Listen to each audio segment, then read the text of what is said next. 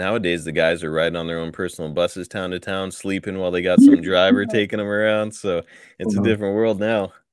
Well, even back then, the good times were mid-south, where the guys there was four guys in the car, and you're all driving. You're saying, "Hey, how about this?" You're talking over angles. You're talking over spots. You know, when you get close to the town, the heels have to get out and walk the last 2 blocks to the building. I mean, that was the time in the business, man. You know, and then even WW because it was got WWF got so big, guys would go different ways. You'd have to catch different flights. You'd be in different rent-a-cars. It wasn't the commodity that was in Mid-South. You got to know the guys real well in Mid-South. I've heard a lot of the guys say that a lot, when you're coming up in the business and starting to learn, they said some of the best lessons you learned when you were on the road, just talking to people about what you did that night, what you should do, stuff like that. You know, what works, what doesn't work, you know? Yeah. Of course, back then there was no internet, and so you do the same match every night.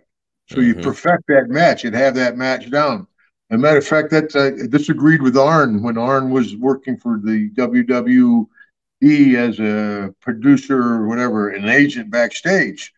I'm doing my same formula. Who I'm working with, I do the same match.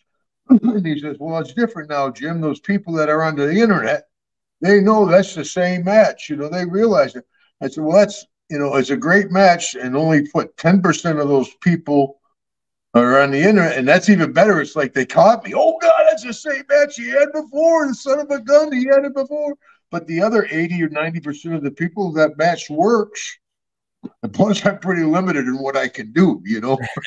That's what I told the young kids, though. I tell you, Marcus, when I was doing the Indies, at 65.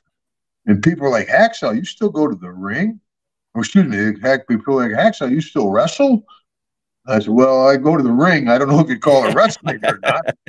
But I tell the young guys, it's more than taking bumps. You got to have a ring presence. You got to have a story. It's more to it than just taking bumps. And I had no physical attributes, but I could still entertain a crowd for 6 minutes, and have everybody USA. Yep. Nowadays, like these guys do these crazy spots, jumping over the top rope and off, down to the outside on the concrete. And it's like, yep, they'll get the chance in the big pop. But you used to come out to the ring, raise your thumb, say ho, and get them all screaming and chanting USA. And it's like, there's something to be said for not killing yourself, but still being over, right? Well, thank you, Marcus. Yeah, a lot of people, they say, "Well, all you do is go out there and yell ho with a 2x4. I said, "Well, here's a 2x4. Go out, give it a shot."